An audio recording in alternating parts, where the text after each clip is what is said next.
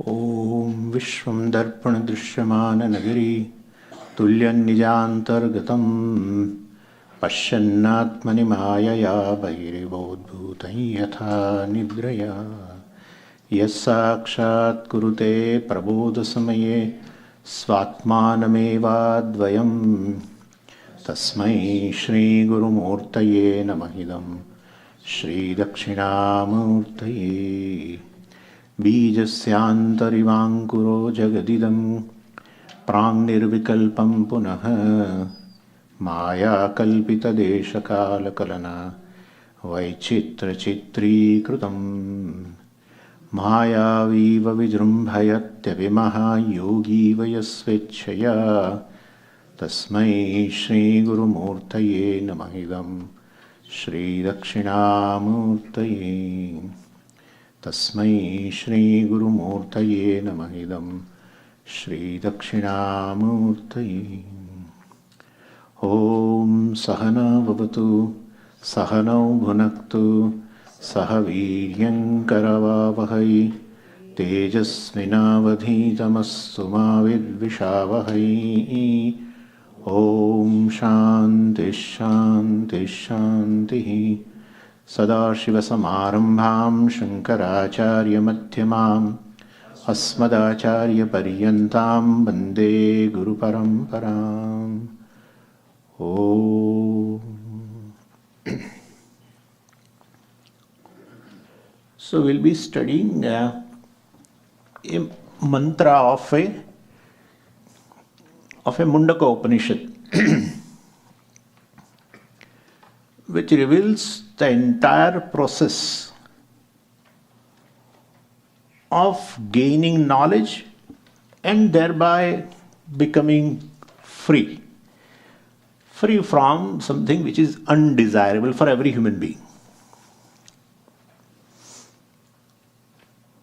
There is some common in every human being. Every human being doesn't want certain things. Undesirable for the entire humanity.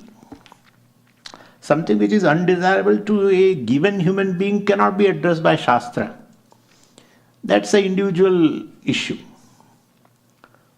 But there is a common problem.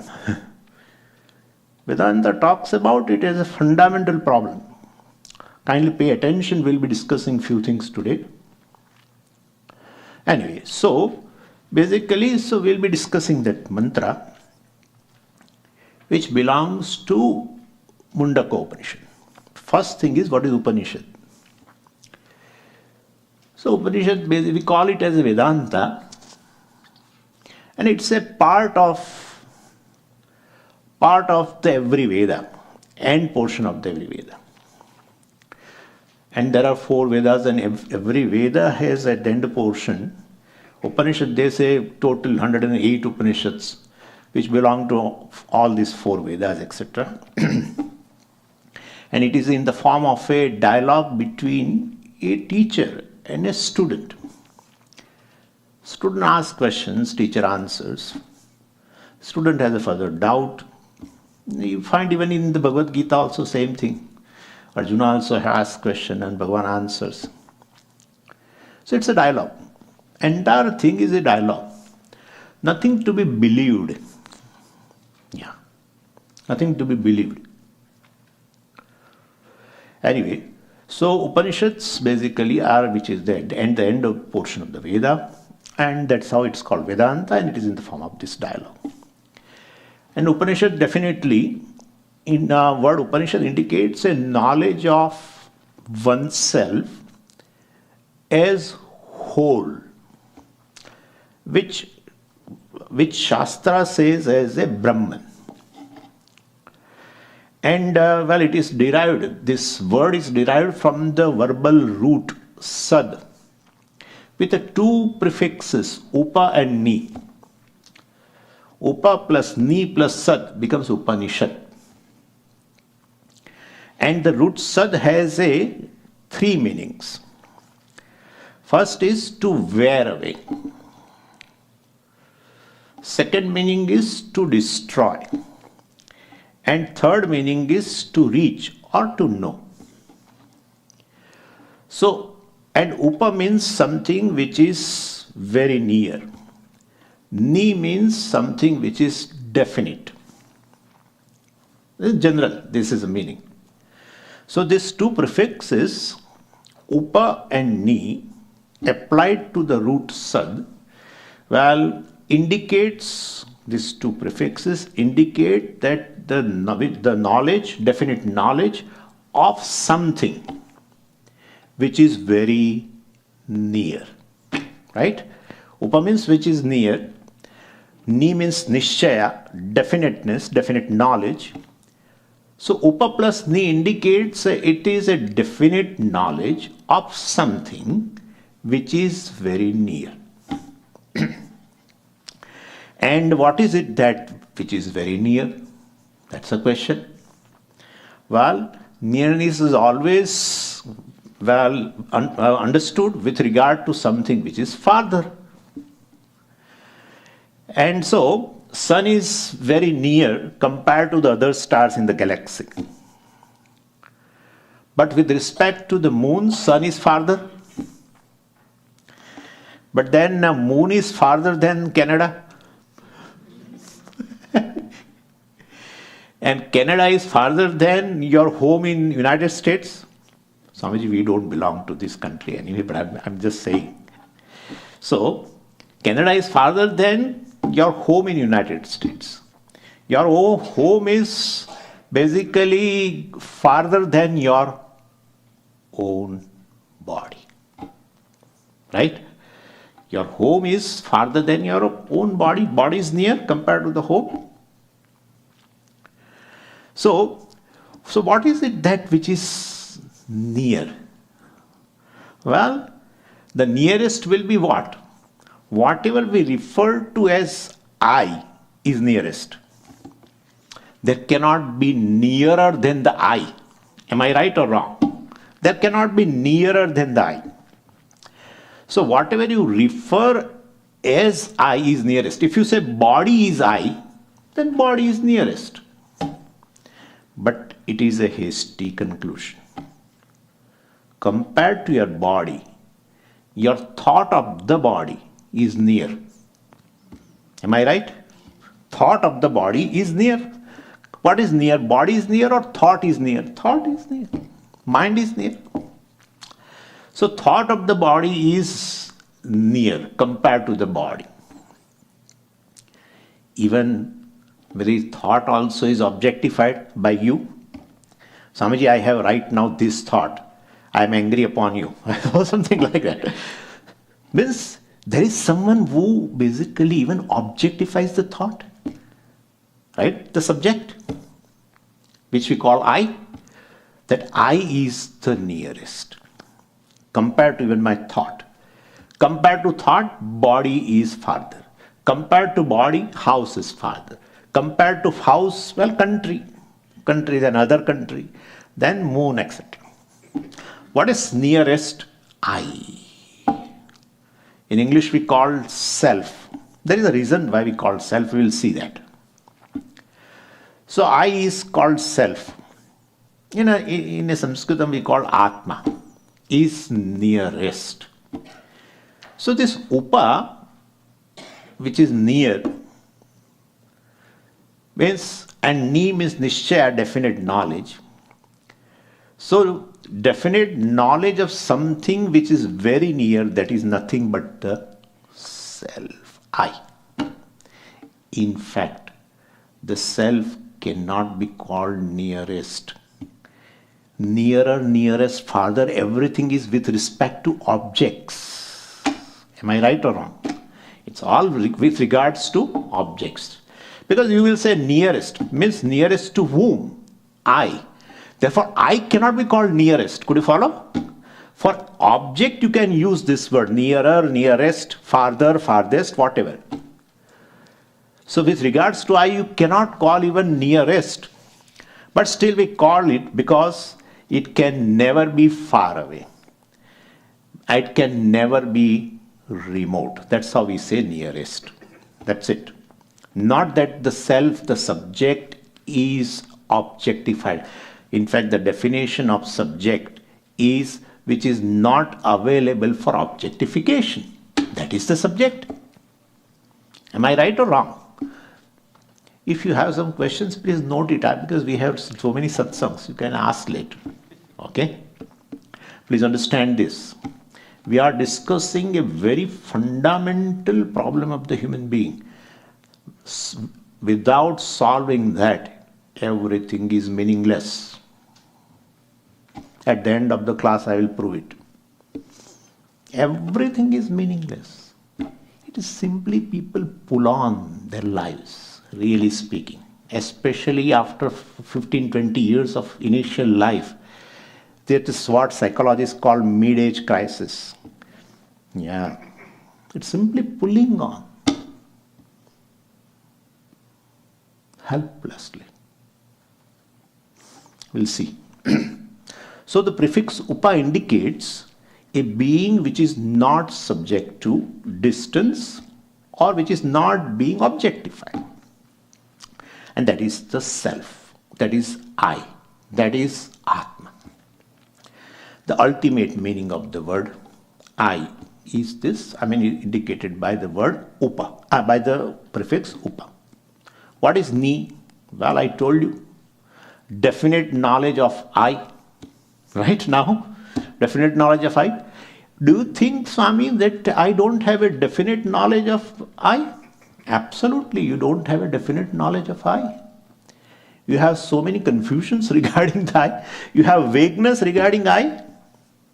If I ask you, who are you? People generally start their introduction like this. I am father of 2 kids, or I am mother of 2 kids, or I am son of this, or I am daughter of this. Then I ask you, are you father or are you son? Are you mother or are you daughter? One cannot be both. If one is both mother and daughter both, that the one must be distinct from both. Could you follow that? I am a mother also, at the same time I am daughter. It cannot be. There is confusion. Oh, I am depressed, so I am not depressed. I am hungry, I am not hungry. I am angry, I am not angry. I am cruel, I am compassionate. Both cannot be. If you are cruel by nature, then you cannot be compassionate.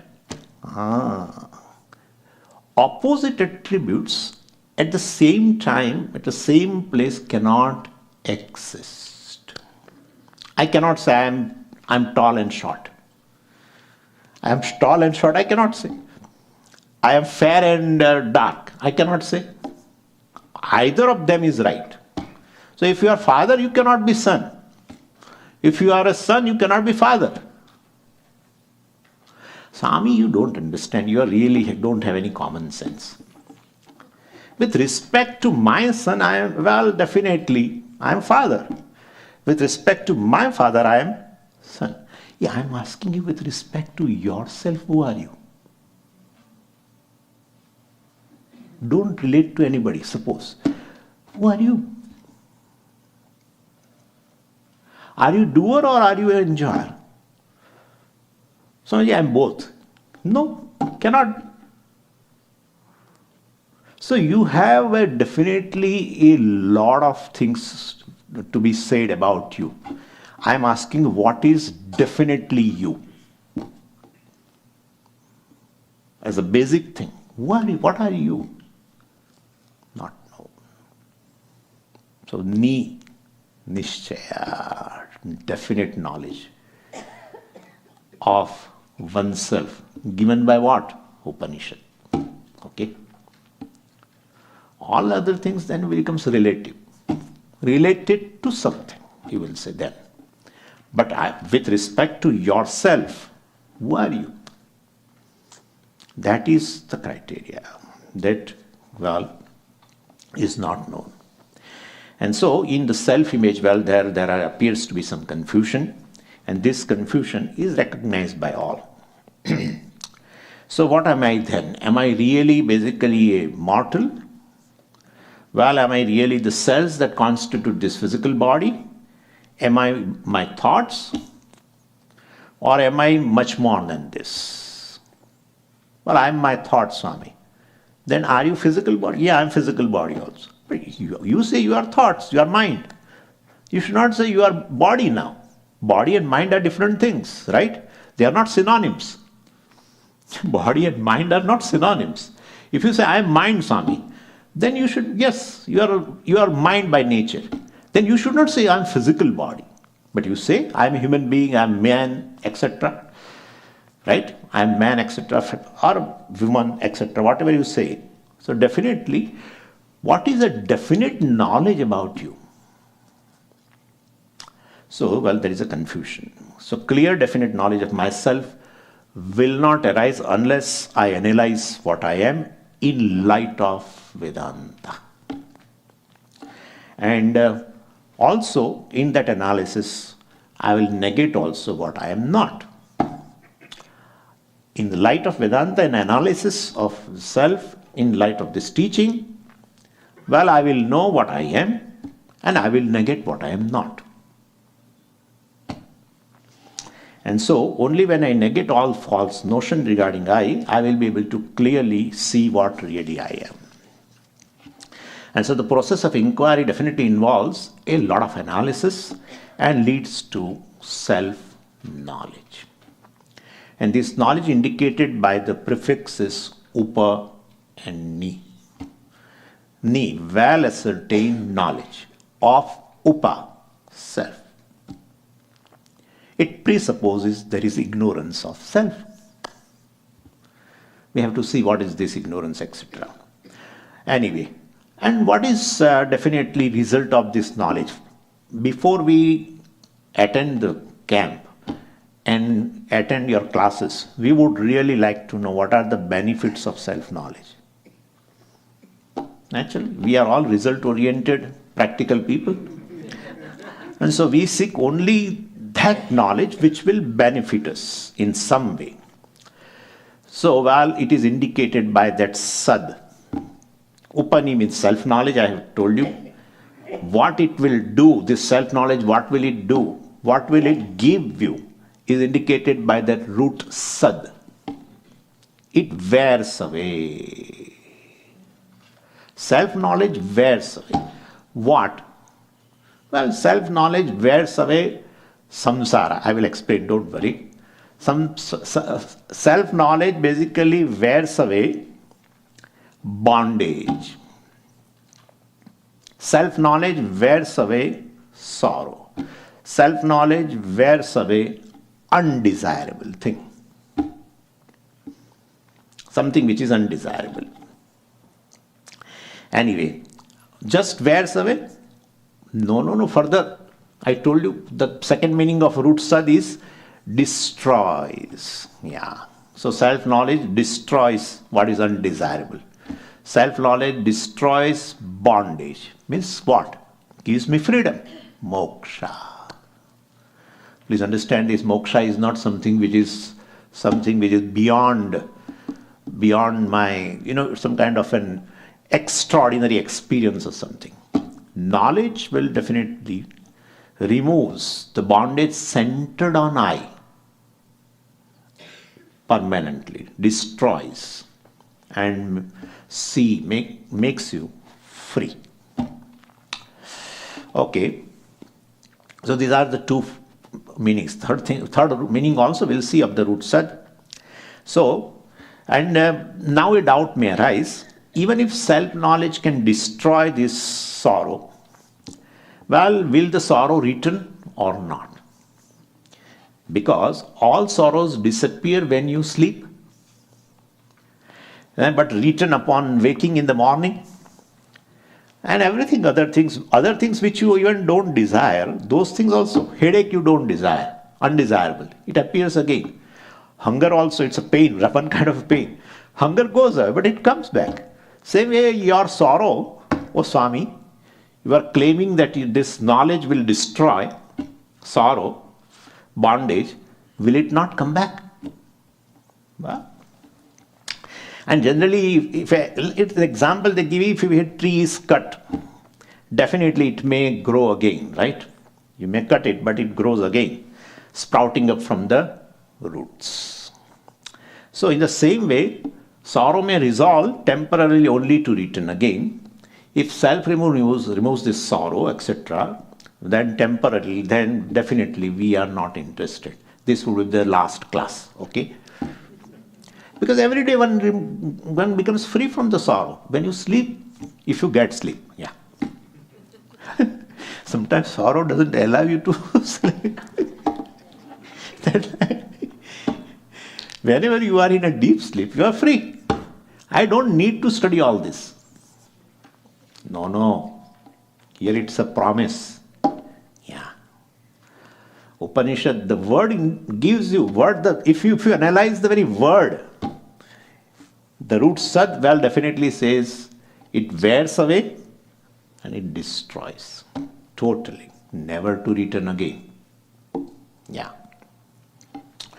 So root sad indicates total destruction, like a tree is uprooted, that kind of a thing. Then it can never come back. So if sorrow is destroyed, well, permanently means definitely what is the cause of the sorrow must be removed. Like the tree is uprooted, roots gone, then it will not come back. So here also the root, the cause of the sorrow goes away, then definitely it will not return. And Upanishad does this job. That's how it promises total destruction. Anyway, so in the view of the Upanishad, all that is undesirable is the result of self-ignorance. And well, self-knowledge definitely removes self-ignorance, which is the root cause of all bondage which any human being suffers. So, if knowledge of the self destroys this bondage, sorrow, etc., definitely by common sense, the self must be what? If self-knowledge removes something undesirable, then the self must be of what nature? Desirable nature. Right? Self must be of desirable nature. If self-knowledge removes the bondage, then the self must be of what nature? Freedom. Knowing the self free, while knowing the I free, while one definitely gets rid of bondage permanently. Am I right? Because definitely what goes away by something, that something must be of the opposite nature. Like if darkness goes away, in presence of light, when the light arrives, if darkness goes away, indicates that light and darkness are of opposite nature. That's how it is. So if any undesirable thing goes away, including insecurity, which is undesirable, bondage, I'm going to define it now. What is bondage, etc.? What is samsara? Therefore, knowing something, if opposite thing goes away, then definitely this also must have an opposite nature compared to what goes away.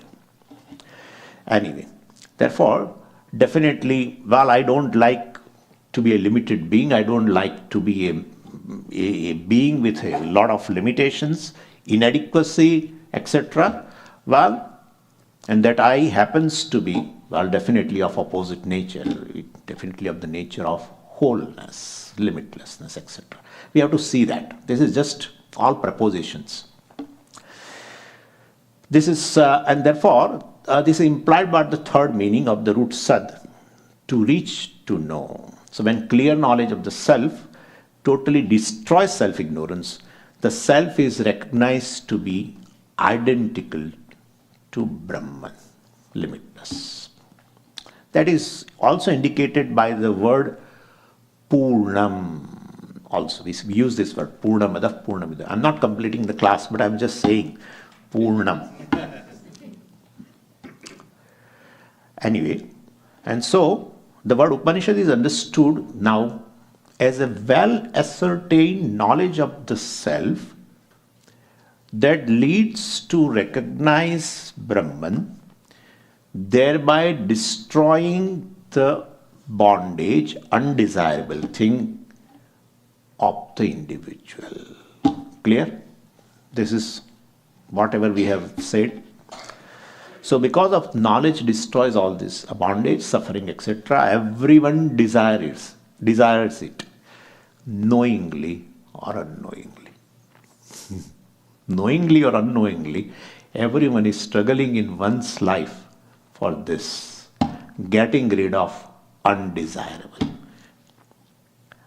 Anyway, and even our attempts to prove ourselves to be special, everyone wants to prove oneself to be special, is also rooted in this desire to be the whole, to be complete, that we really are. So self-knowledge, well, that is, I am whole, Brahman is called Upanishad. And the word Upanishad, well, indicates both the title and the subject matter of the text is Upanishad. Like a title, geography, indicates the subject matter of the text, geography. So word Upanishad title means self-knowledge of the text. And what is the subject matter? Self-knowledge. Right? So this is what the self-knowledge. Now we have to see what is this bondage. It's a big thing to understand. Then we will understand what is this, the root cause, etc. of this bondage, and how self-knowledge will remove it, etc. What is the definition of bondage? Whatever I do not like to have, but I cannot get rid of it, is called bondage. Whatever I do not like to have, I do not love to have, but I cannot get rid of it, is called bondage. So in Sanskritam it is called bandha or bandhanam. It has been made from the root bandh, means to bind. Therefore, bandha or bandhanam means bondage. And so, it means I am bound. I want to get rid of something. I don't like it, therefore I want to get rid of it, but I cannot. So I feel bound. Clear? So one cannot extricate oneself from certain things which he or she wants to get rid of it. What is it that one doesn't want? Well, sorrow, limitations, fear, old age, being subject to disease, mortality, right? Loneliness. I can go on and on. I can go on and on. Somewhere loneliness is there, I don't bother. I am a lonely person, that bothers. Death occurs in the world every day. In fact, we are happy with certain deaths of certain things. In fact, we also kill some certain things, especially mosquitoes, etc. Death means sorrow need not be. Yeah. Every day you read obituary columns. Death means sorrow. Don't say that. Somewhere something happens in Gulf countries, some extremist is killed, you really have some joy inside. But death related to I. Even my son's friend, not me or my son, my son's friend, that's it, so much sorrow. If that was not my son's friend, you would not have that sorrow. Perhaps for a moment you might feel, but now you are related. Unless you bring the sense of I, there is no sorrow. Please understand. So, centered on I, sorrow, unacceptable.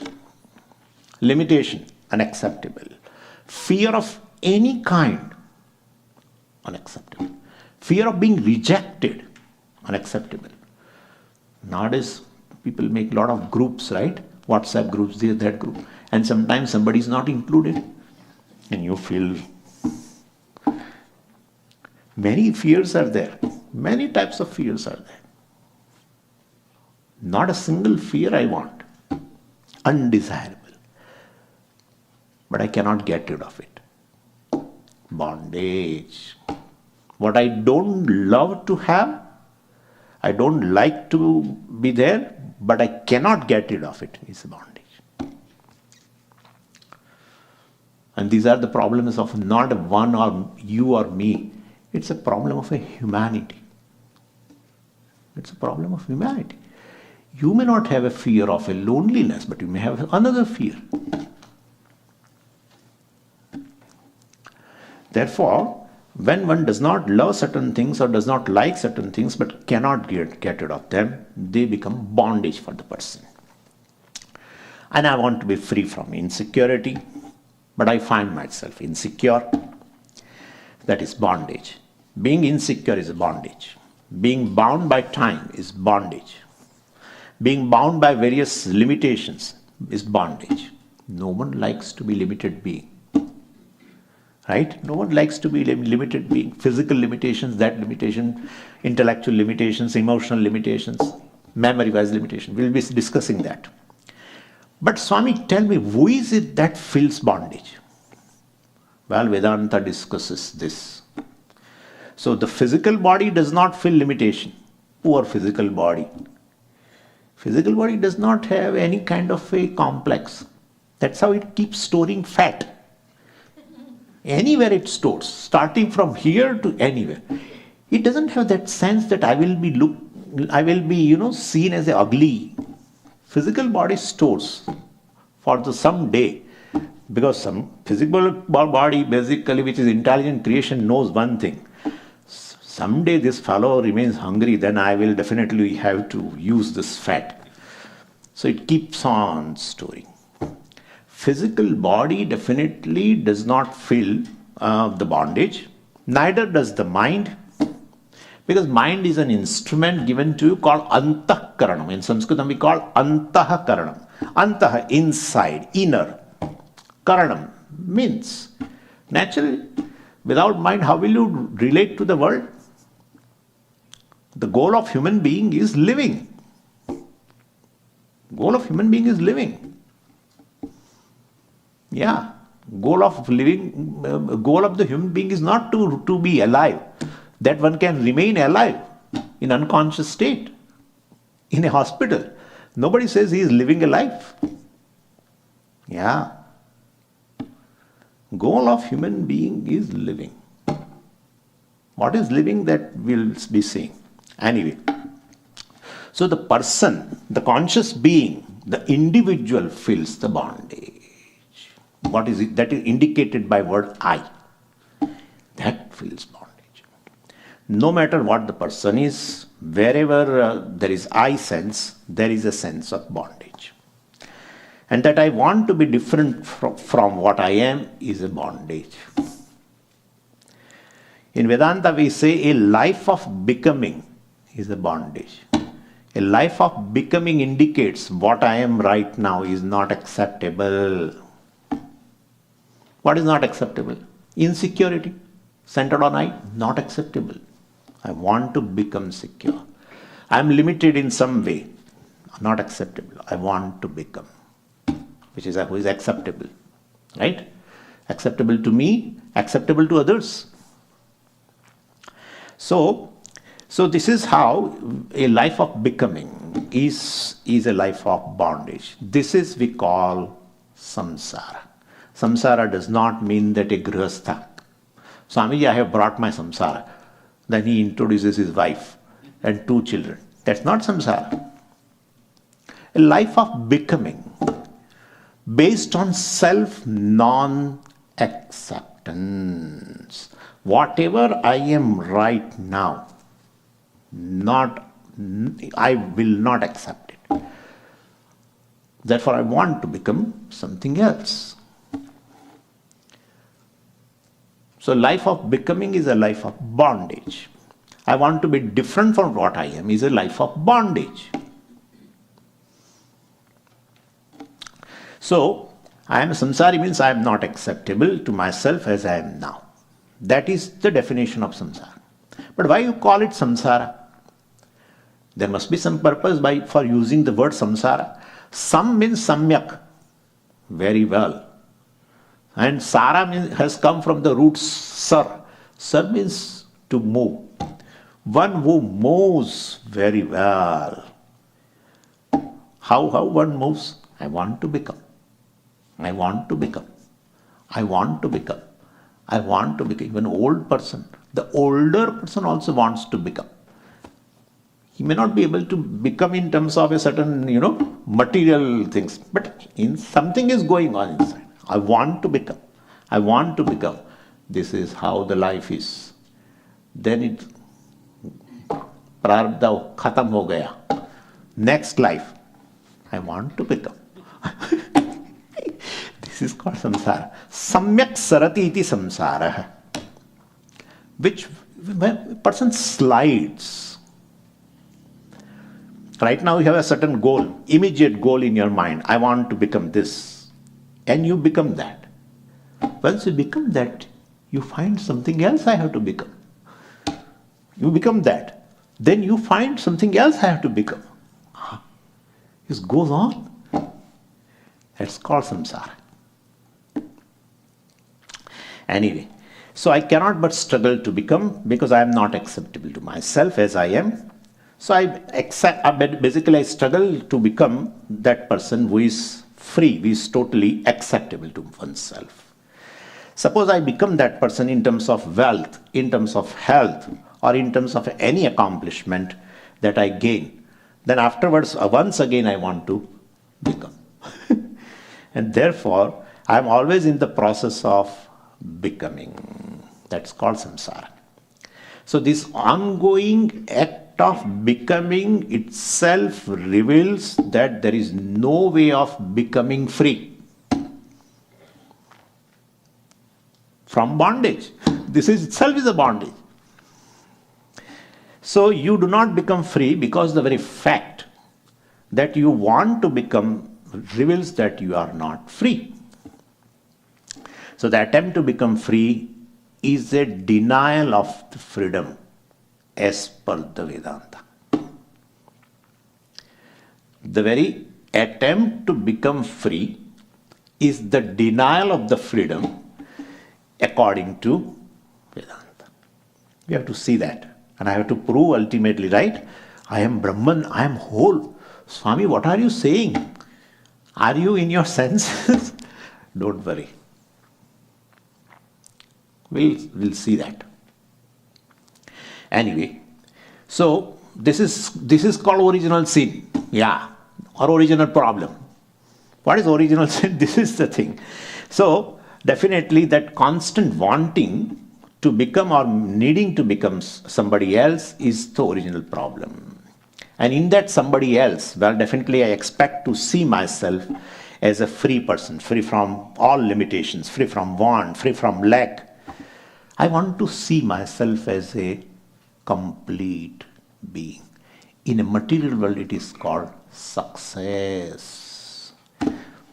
Success is, the measuring rod of success is what? We should ask to the person. You should not define. You should have to ask to the person. If he says, yes, I have gained everything in my life. Now I am free from any want, free from any lack. I am complete. I am successful. Am I right? So that is the thing. Anyway, so definitely in that somebody else, I expect to see myself as a free person, free from the want, who won't need to become any more further. Then the journey is over. So freedom from this constant attempt to become, or freedom from becoming itself, is called moksha. Please understand this. Freedom from the very becoming, understanding the nature of the self as a complete being. You stop, right, to become further naturally. Then you said, I am a free self. Free self. Free from what? Free from bondage, free from limitations, free from all undesirables. Anyway, so one eventually comes to recognize that freedom from becoming, well, cannot come by becoming. And naturally, it is common sense. Anything which you become is definitely you become in time. So there is a limitation of time, place, and certain attributes. You become wealthy. But sometimes when you become wealthy, you lose a healthy being. Right? Sometimes wealth comes at the cost of health. Mostly it is like that. So, so whatever you become is always a limited being. And you cannot accept yourself as a limited being. Either you are aware of your own limitations or somebody points at you your own limitations. You cannot accept. Therefore, definitely centered on I. Well, if anything which I become, well, definitely it's going to be very limited. Therefore, the process of becoming will never end. Never end. Could you follow that? And therefore, but who is that I who wants to become? Yeah, that's a very good question. Who is that I who wants to become? That I is a composite entity, which we call ego. Ego is a technical word. Ego is a sense of individuality. I am an individual. That's called a sense of individuality, is called ego. So definitely it's a composite entity. So if I look at myself as an individual being, ego, then definitely whatever the way you look at yourself, well, from one standpoint or the other, you always see yourself a limited being. I will explain you now that part. So from the physical body standpoint, definitely when you say I'm an individual, then you are including physical body in yourself. So, well, from the physical body standpoint, in terms of health, you are always limited. In terms of strength, limited. In terms of height, limited. So you always found yourself wanting, limited. In terms of pervasiveness, well, definitely limited. In terms of time, limited. Individual, born and gone. You are born at some time. You will go at a certain time. Limited. In terms of mortality, yes, I am mortal being. Because this mortal world, human being is mortal, like they say. So if you look at yourself from the individual standpoint, and in that, just from the standpoint of the physical body, you are always wanting. Always wanting. Yeah. Anyway, so in terms of old age, well, definitely wanting. Death, I'm wanting. Wanting means I don't want actually, but I happen to, I don't want to, I don't like the death, but I cannot get rid of it. That's called wanting. Okay? That's what. Or limited, you can say. So I said the I is a composite entity. In that composite entity, let's see one compartment called physical body. I'm physical body, I'm a human being. Well, I'm always wanting. Well, in terms of mind, I look at yourself emotion-wise. Definitely, I cannot always command a cheerful mind. And therefore, wanting, limited. In terms of knowledge, well, definitely I'm always wanting. In terms of my capacity to remember, definitely I'm wanting. Always, this always happens to me. When anybody comes, generally we meet many people here and they say, Swamiji, Hariyo. So, Hariyo. And I'm trying, what he is telling me later, my mind is not there. I'm in a process to search his name from my directory. And I'm not getting it. I'm not getting it. And he understands from my eyes that this guy is really a forgetful person. It happened several times. And he talks for 5-10 minutes. I said, yeah, and all that. And then he goes away. He goes there and then memory strikes me. Oh, he is this person. What is the use of that memory? In terms of memory, you are always wanting. Limited. Certain things you don't want to remember. People ask us a question. Swami, how to get rid of a certain old memory? People cannot get rid of it. Wanting. Certain things you want to remember, you cannot remember. Or you remember later when it is not useless. Or certain things you don't want to remember. So you see yourself with the one compartment called memory. You are always wanting. Or not only that, Swami, I like that class, but I want to store the whole class in my mind. You cannot store it. Wanting. Wanting means you can understand now, limited. Always wanting. Somebody by heart's Bhagavad Gita, 18 chapters. Do you think he will feel I am complete in terms of my memory? No way. Now he wants to remember by heart the whole Bhagavatam. One boy told me, now I want to 18,000 verses. Always wanting. Always want to become. If you look upon yourself as a memory, always you are in the process of becoming. This is called samsara. Yeah. In terms of emotion, my God, so much of wanting. Anyway, so it appears that, well, any way I look at myself, I am found wanting. In terms of my partial viewpoint, well, definitely I see myself as a wanting being. I always wish that I had done few things in my life. People say, Swamiji, I would have done that thing. That's a guilt. Guilt, I had done something. Let's first see that. I had done something which I would not have done. Swamiji, I have hurt that person that day, still it is pinching me. It's a guilt of commission. Right? You see yourself a guilty person. I wish I had done few things and I had omitted that could have made my life better. Hurt. Yeah. So Vedanta talks about this. Kimaham sadhuna karvam, kimaham papam akaravam iti. Etymology of Upanishad. So, why did I not do the right thing? Why did I do the wrong thing?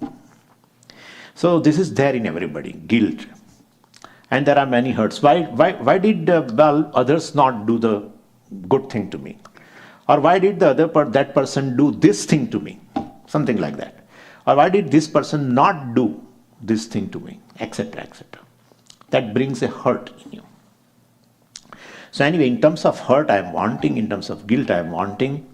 Wanting in the sense, well, I told you, I wish I had no guilt. I wish I had no hurt. So, all the way, Swami stopped wanting, but I to finish it off with one. So, looking at oneself as a daughter also, son, father, mother, husband, sister, etc.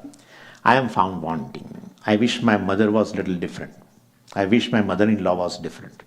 I wish my husband was a little different. I don't like his habits, Swamiji. I don't like his food habits. I don't like his way of talking. This, then. So when you look upon yourself as a wife, then you are wanting. When you look upon yourself as a son, wanting. When you look upon yourself as a parent, wanting. My kid should have been this and that. Understand? And you may say, one day that will end. It will never end. Never ends. Your kids even marry, still you will be wanting with reference to your kids. Yeah. This is samsara, please understand. This is what is addressed here. This is bondage. Centered on I, always limitation. Vedanta is going to ask a big question. Am I really a limited being or not? That's the question. If you solve it, then at every level, wherever I have a wanting, those things becomes just situations, not problems. That's the thing. So definitely, so money-wise, relationship-wise, I see myself wanting, and this wanting person doesn't like to be wanting. It's not natural. Like what? Like what? Like that water which you make hot throws away heat because it is not natural. It's not natural. Nature of water is to be cool, not hot. Heat has arrived because of the association with the fire. The moment you stop fire, it wants to throw away heat. Same way, our whole life is like this, throwing away limitations, trying in some way, by becoming something in my life, I want to throw away so that I can accept myself. Could you follow? So the limitations centered on I perhaps may not be my nature. This I am giving you a clue. Like the heat is not the nature of the water. Heat is the nature of the fire, and therefore fire is very comfortable with the heat, not the water. So in reality, well, definitely. So because so the wanting person doesn't like to be wanting. It's not natural, because I cannot have a sense of want centered on myself and accept myself totally at the same time. Not possible. So in the reality of being a wanting person, there is definitely a denial of a self-acceptance. Therefore, I feel I have to fix up the situations. Well, and I always fix up by doing something externally, fixing many things. So I have to fix up. The issue is here, but I feel I have to fix up my mother-in-law. Yeah. So if I fix up my mother-in-law, then I will feel comfortable. I will be acceptable to myself. So I have to fix up my father-in-law. I have to fix up the world, fix up the husband, anything, kids. I have to fix up the world.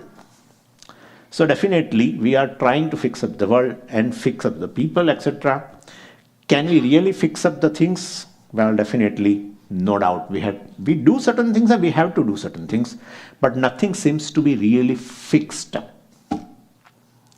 That leads to a situation which again needs certain fixing. So it's a continuous process going on, and it is never ending. So struggle is okay, but without an end to struggle, it's not a worthy struggle. Struggle is okay, but without an end to struggle, that struggle is not a worthy struggle. Yeah. So when I'm sure that there is no end to the struggle, well, then why should I struggle? True. But can I give up the struggle? No. Because I cannot accept myself. And so, definitely I cannot but struggle, and I begin to see the uselessness of this struggle. So this is a struggle without the meaning is the definition of bondage. What is the view of Vedanta? Vedanta recognizes the struggle here as a meaningful. It is not a meaningless struggle. It has a meaning. What is the meaning? Well, that the struggle is meaningless is the meaning. Please understand this. Struggle is the meaningless is the meaning. And so, that is the meaning of the struggle. So, well, definitely, please, if struggle is meaningless, how will I solve the problem of the limitation centered on I? How will I be able to accept myself totally? Seeing myself as a limited being and accepting oneself is impossible. Whole by struggle you say is meaningless, but that struggle stems from self-non-acceptance. Then, well, what is the other option? Vedanta says, yes, if you are ready, I will tell you. So definitely, either you struggle which is meaningless, or without struggle you should solve the problem. Problem of self-non-acceptance etc. Problem of bondage, etc. Well, if without struggle you have to solve the problem, definitely the self must be of the nature which is totally acceptable in light of Vedanta, but you are not knowing it, and therefore, while you look upon yourself as a limited being and then struggle in order to get rid of limitations. So the problem is really of self-ignorance, which leads to this self-confusion, etc. So one has got to look into and understand what the self is. Maybe the self is not the one that you just think you are.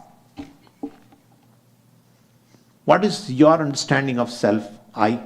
Well, I am body, mind, sense complex. I told you, I am compartment. I am a composite entity. I am body, I am mind, I am senses. That's your understanding. You have to examine it. If you take it that way, struggle never ends, because that you will not be able to accept. Body is limited, memory is limited, knowledge is limited, emotions are limited, senses are limited, sensory power is limited. Telling them I and feeling the sense of limitation, how will you get rid of?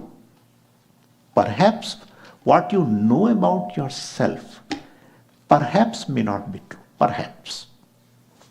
Perhaps. So definitely, what is that self then? Because it's a composite entity. I'm a seer, hearer, talker, walker. What is that I? Without all these things, is there an I which is the basis of all? I alone is the basis of a seer. I alone is the basis of talker. I alone is the basis of walker. Everything. I alone is the basis of hearer. One I alone. What is that I? But they keep going and coming and going. Right now I am a seer or hearer. After 10 minutes perhaps I may be talking to somebody. I am talker. So they keep coming and going. What is the basis of all this? Which is free from all this. And thereby free from limitation. And therefore, so basically a basic self must necessarily be there. And perhaps that is the self which you come across when you are happy. That is the self, when in a moment of happiness, you don't feel any lack. You don't feel any limitations. If you feel any limitations, you are laughing and you feel that in your awareness you are a limited being, immediately laughter goes away. Suppose I am laughing, you crack a joke. I laugh, but my first two teeth have gone.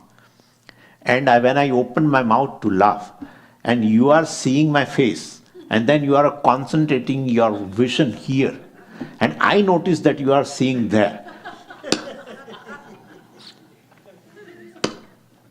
Immediately. At least momentarily, a sense of limitation drops off. Either seeing a child, need not be a desirable thing should happen, need not be. Desirable thing happens and therefore I get a joy. Never tell that. Certain times a desirable thing happens and then you say, you feel I should not have desired. You desire a certain model of a mobile and you got it, and next day they release a new model. That's it. And that too cheaper model with lot of more features. Gone. Things, all your desires, agent are still there and you are able to laugh. A child is playing on its back and laughing at you, seeing that you laugh. What agenda, what desires you have fulfilled? All are there, right there. You just go out and take a walk here and see the beauty of this, snow-cladded mountains, etc. And you become happy. Momentarily, a sense of limitation drops off. If you are really limited, it cannot go. If it is by nature you are limited, it can never go. Heat can never go from the fire. Fire is there, heat is there. Heat is there, fire is there. If I'm really limited, it's my nature, then I cannot drop off limitations even for a moment. But I do drop off. I do drop off a sense of limitation in deep sleep state also. I do drop a sense of limitation in a waking state also whenever I become happy. That perhaps reveals that I may be still, I may be of the nature of wholeness. In a moment of joy, there is a wholeness. There is no lack whatsoever. And therefore, all these are notions. Desirable thing happens, desire fulfilled, joy need not be. Desire not fulfilled, yet you are happy. These moments are there. Somebody cracks a joke, I even didn't desire. Suppose somebody comes and cracks a joke. I haven't expected that he will, I want to listen a joke. But somebody just said, and I laugh. What desires have you fulfilled? No desires. How do you get a happiness or joy in a deep sleep state? You are very much there. But sense of limitation you drop. I'm a limited being, I'm an individual being, you drop. This is where Vedanta says, perhaps regarding the self, you may have a confusion due to self-ignorance. Any confusion is born of ignorance. If it is a self-confusion, must be born of self-ignorance. Upanishad walks in and says, well, we will give you a well-ascertained knowledge of the Upa-self. And so, definitely the fact that one is happy occasionally proves that in order to be happy, I need not struggle. Itself proves it. Anyway, maybe that self that obtains when I'm happy is the truth of the self. Maybe the self of which I have experience but not knowledge. You experience the self which is full, complete, whole, but you don't know that you are whole. And it is the issue of ignorance. Yeah. So maybe there is a cognitive pursuit opens to me. A pursuit of recognizing who am I. Vedanta offers definitely a solution to the problem. Solving that, there is no absolutely real problem. One assumes there is a problem of essentially some self-limitation. Well, and trying to get, I'm always trying to solve it by becoming something, etc. That assumption is wrong. And so if the assumption is wrong, well, you have to reshuffle your thinking, re-examine yourself, and you have to do inquiry that what is the core of oneself. So who am I question becomes very, very, very, very, very relevant. Very relevant. Never we pay attention. Everyone is born with the capital of ignorance. Ignorance pertaining to the world, ignorance pertaining to oneself. There are only two things. One is subject, everything is object. And in a process, in a life, we continuously try to get rid of the ignorance of the world. What is that? What is that? As a child, right? What is that? What is that? Yeah. You get rid of the ignorance of the object. Never paid attention of the one who tries to get rid of the ignorance of the object, world. Well, I am having a self-ignorance that I have never paid attention to.